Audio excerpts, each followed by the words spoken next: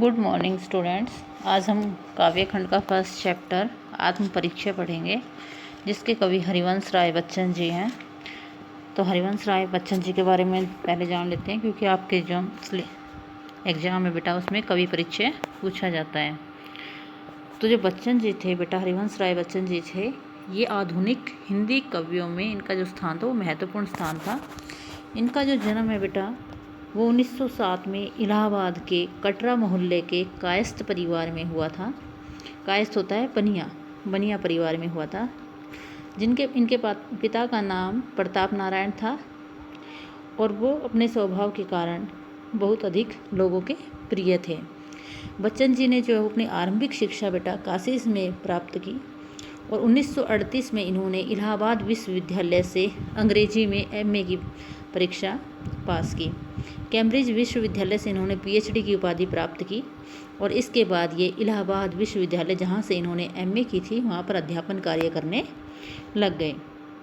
इसके बाद ये आकाशवाणी में साहित्य कार्यक्रमों से संबंध रहे, अर्थात आकाशवाणी में जो भी साहित्य के कार्यक्रम होते थे उनमें ये भाग लेते थे।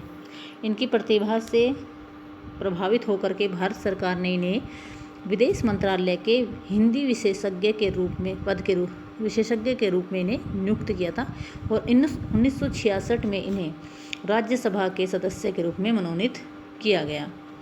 बच्चन जी का जो जीवन है वो बड़े संघर्षों के साथ बीता, क्योंकि इनकी जो आर्थिक स्थिति थी वो अच्छी नहीं थी।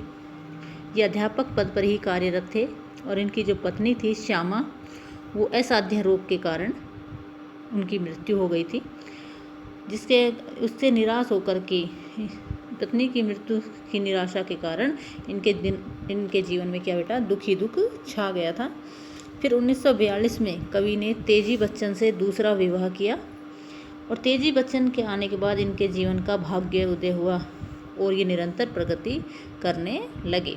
भारत सरकार ने इन्हें पद्म विभूषण की उपाधि से भी सम्मानित किया। इनकी जो प्रमुख रचनाएं हैं बेटा वो निम्नलिखित हैं, जो आपकी यहाँ पे दी हुई हैं, जैसे मधुशाला, मधुबाला, मधुकलश, निशा निमंत्र राम, ये मिन रामनी, सतरंगनी, अंगारे, नए पुराने झरोखे, जितनी भी रचनाएं हैं ये सभी कर लेंगे आप। इनका जो निधन है बेटा वो 2003 में मुंबई में हुआ था। इसके बाद बेटा इनकी जो काव्यगत विशेषताएं हैं वो भी बेटा निम्नलिखित हैं। काव्यगत विशेषताएं वो होती हैं बेटा जिसमें कवि ने अपने काव्य जगत में, काव्य साहित्य में इन्होंने किस विषय पर ज़्यादा बल दिया है, कविताओं में अपने किस विषय को उजागर किया है, किसके बारे में इन्होंने ज़्यादा लिखा है, वो सारा इन्होंने जो है उमर ख़याम की जो रुबाइयाँ हैं उनका अत्यंत सुंदर अनुवाद किया है हिंदी में, जो कि उर्दू में थी।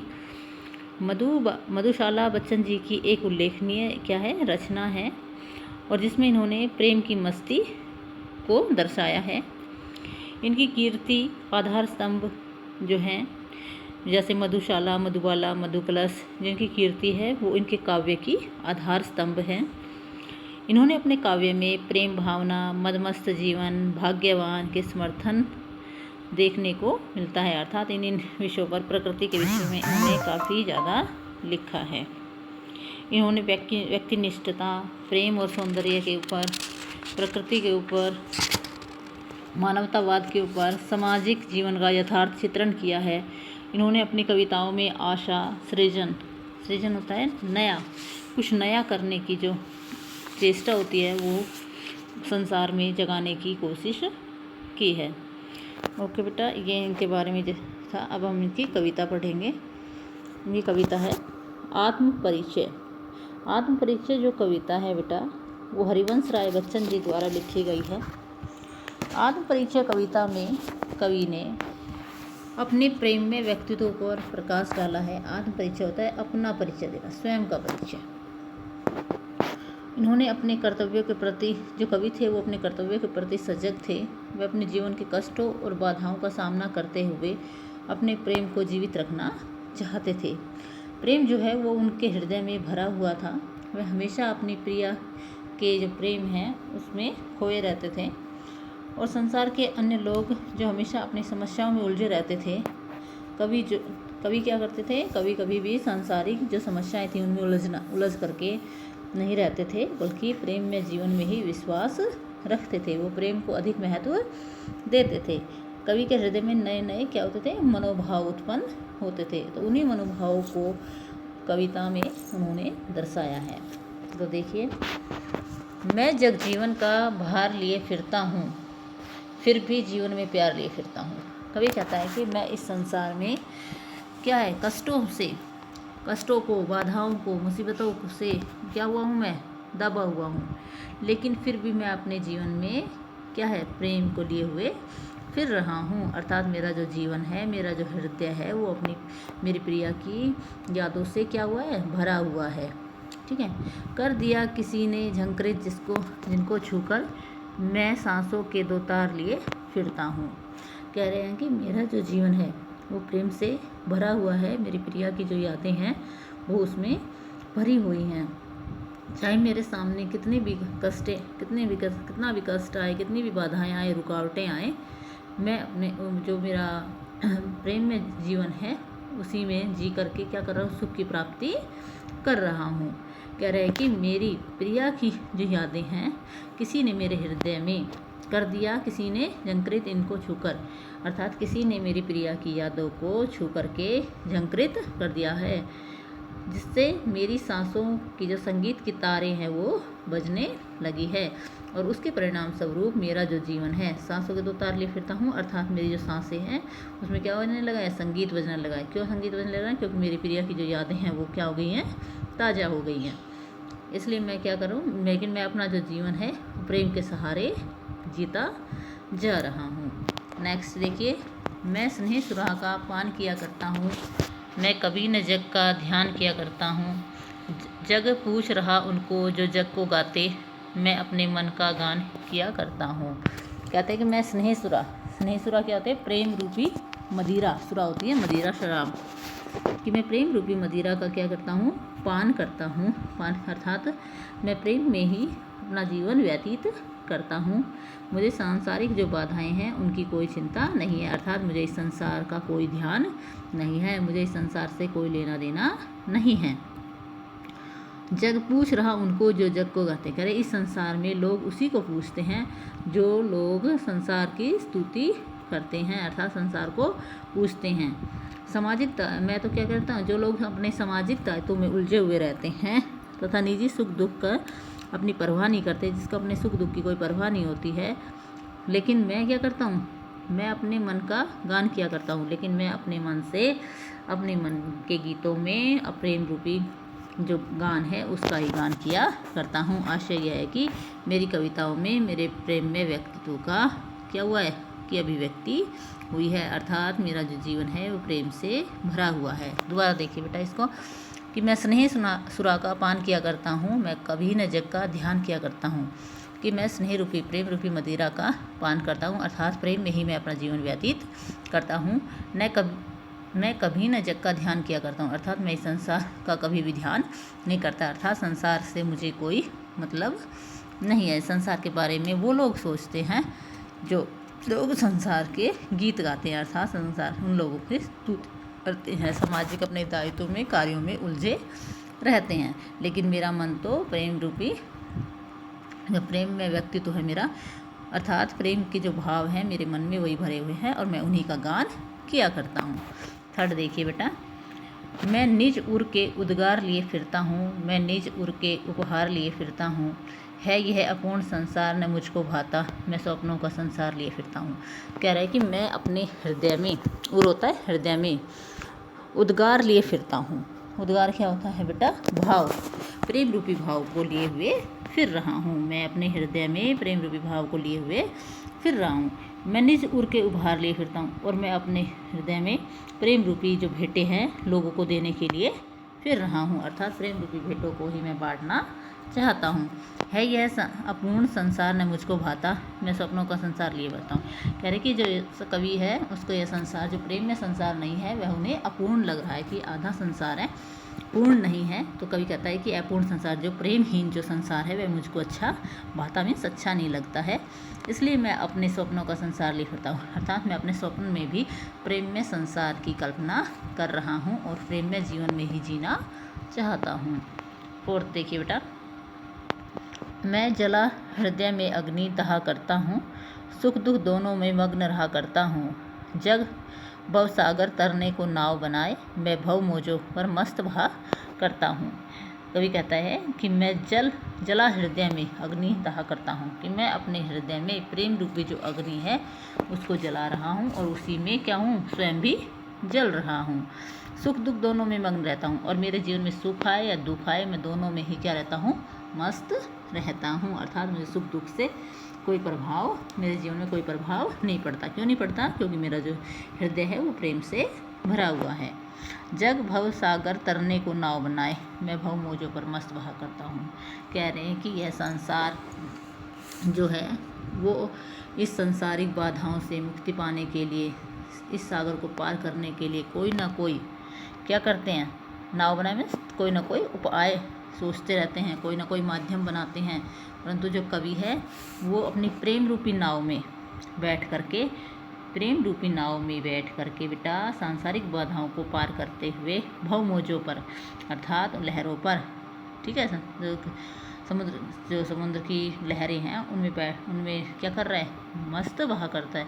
अर्थात उनमें प्रसन्नता का, मस्ती का, मौज मस्ती का जो है वो अनुभव कर रहे हैं। अर्थात जो कवि है वो अपनी क्या प्रेम रूपी नाव में बैठ करके सांसारिक रूपी जो बाधाएं हैं उनको पार कर रहे हैं, और भव मोजों पर, अर्थात भव मोजों पर, भव सागर में, संसार रूपी सागर में क्या कर रहे हैं, अपनी मोजों पर मीन्स किनारे पर बैठ करके मस्त बह रहे हैं। अर्थात उसमें मस्ती का, प्रेम का अनुभव कर रहे हैं। अर्थात प्रेम में जीवन में ही कवि को आनंद की अनुभूति होती है। मैं यौवन का उन्माद लिए फिरता हूँ, उन्मादों में अवसाद लिए फिरता हूँ। जो मुझको बाहर हंसा रुलाती भीतर, मैं हाय किसी की याद लिए फिरता हूँ। कवि कहता है कि मैं अपने जीवन में यौवन का उन्माद लिए फिरता हूँ। यौवन होती है बेटा जवानी, उन्माद होती है मस्ती। मैं अपने जीवन में जवानी की जो है उन्माद में मस्ती लिए फिर रहा हूँ।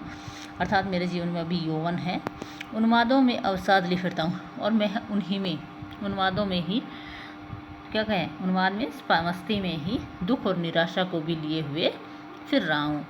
जो मुझको बाहर हंसा रुलाती भीतर, कह रहे कि कुछ यादें ऐसी हैं मेरी प्रिया की जो मुझे बाहर से तो हंसा रही है, लेकिन अंदर से मैं क्या कर रहा हूँ, रो रहा है मेरा जीवन।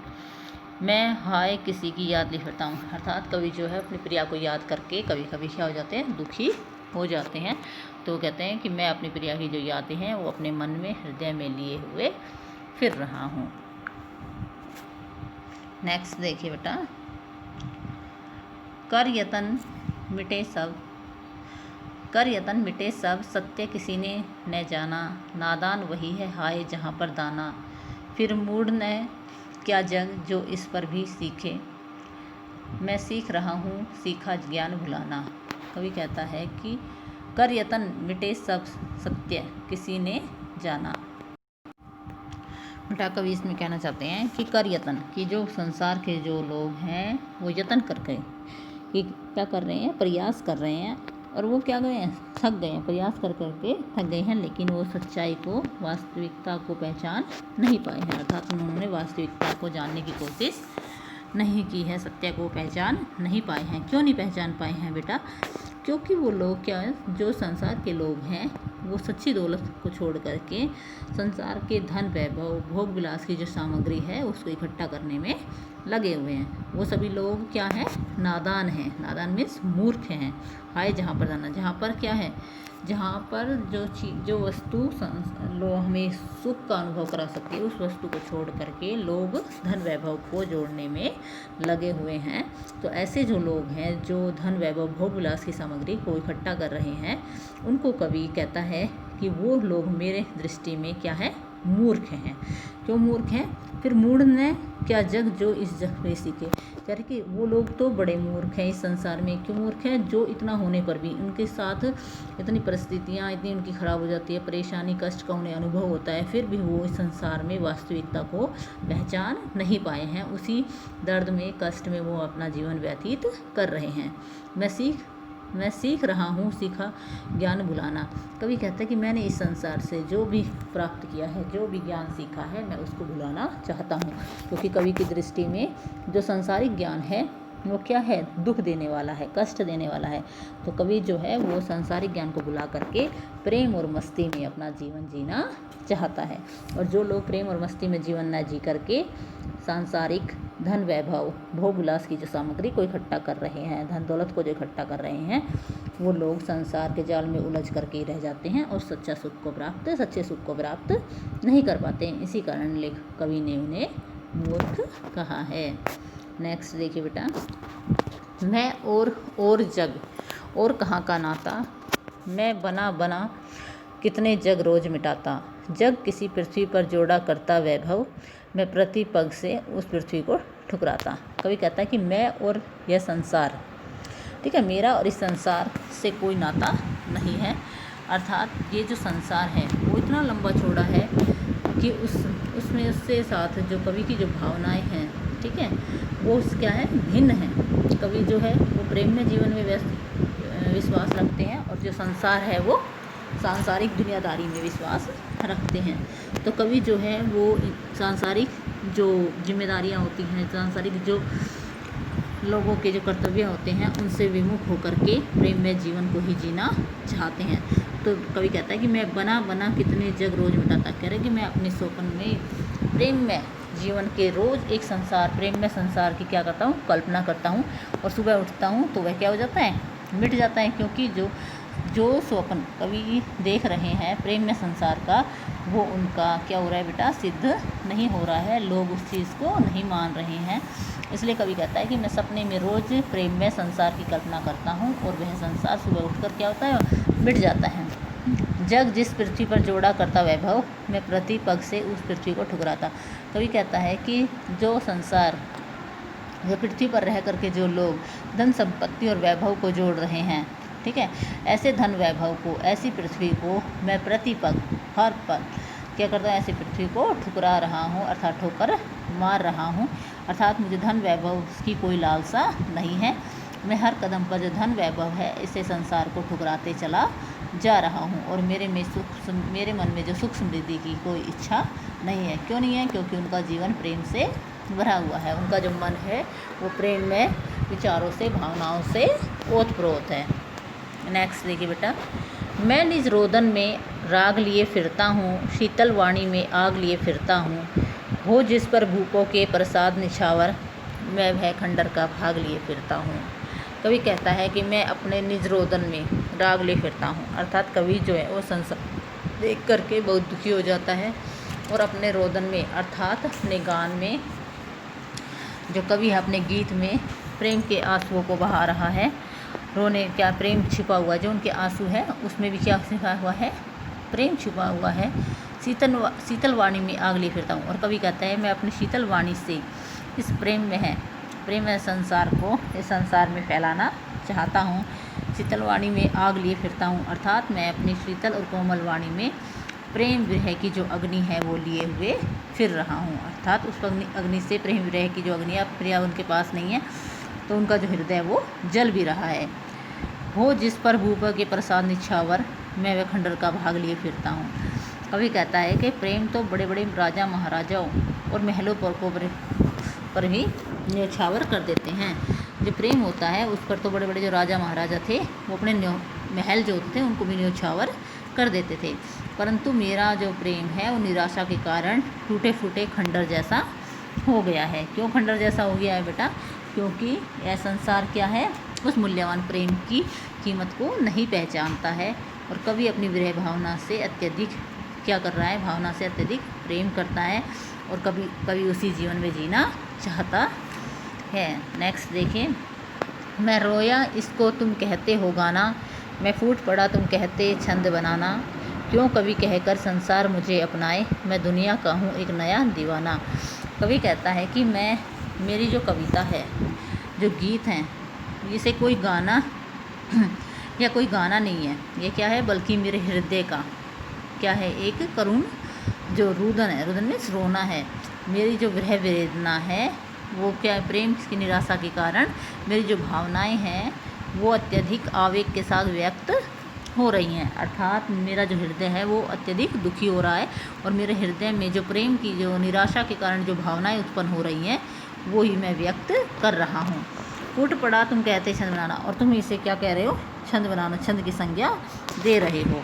सच्चाई तो यह है, मैं अपने जो रोदन के माध्यम से, अपने गीतों के माध्यम से क्या कर रहा हूँ, प्रेम के क्रंदन का, जो मेरे अंदर प्रेम क्रंदन फूट रहा है उसको इस संसार में उजागर कर रहा हूँ।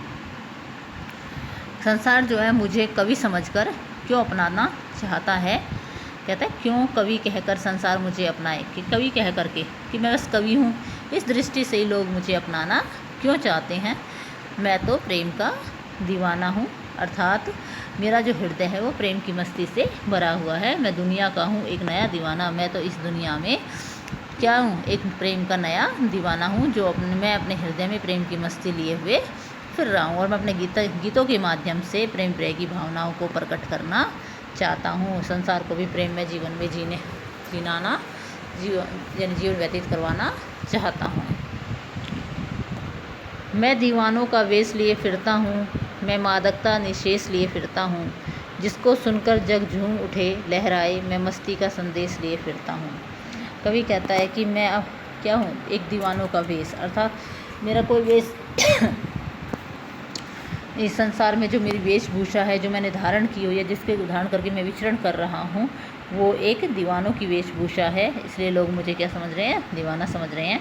मैं मादकता निशेष लिए फिरता हूँ, और मैं अपने अंदर मस्ती, प्रेम रूपी मस्ती को लिए हुए फिर रहा हूँ, अर्थात जो मेरा काव्य है। अब कवि अपने जीवन में क्या से काव्य के माध्यम से ही लोगों को बताता है, तो अपने जो काव्य में जो कवि है वो मस्ती और उल्लास का जीवन लिए हुए फिर रहा है, प्रेम और यौवन के जो वो गीत गा रहा है, और उसको छू कर के ही जो कवि का मन है, जिसको छूकर सुनकर जग झूम उठे लहराए, और कवि चाहता है कि मेरे काव्य को सुन कर के जो संसार है वो झूमे और उनके जीवन में मस्ती का आलम हो, अर्थात वो भी मस्ती, जो कवि है वो पाठकों को अपने कविता के माध्यम से मौज मस्ती का संदेश देना चाहते हैं। मेरी कविता में केवल, कवि कहता है कि मेरी कविता में केवल मौज मस्ती का ही संदेश नहीं है, बल्कि प्रेममयी भावनाओं का भी वर्णन मैंने किया है। मैं इस संसार को प्रेम रूपी मस्ती का ही संदेश देने के लिए आया हूँ, अर्थात कवि का मानना है कि हमें अपना जो जीवन है वो क्या करना चाहिए, मस्ती के साथ व्यतीत करना चाहिए, दीवानों की भांति व्यतीत करना चाहिए, ना कि सांसारिक दुख परेशानी में उलझे रह करके समय व्यतीत करना चाहिए। ओके बेटा।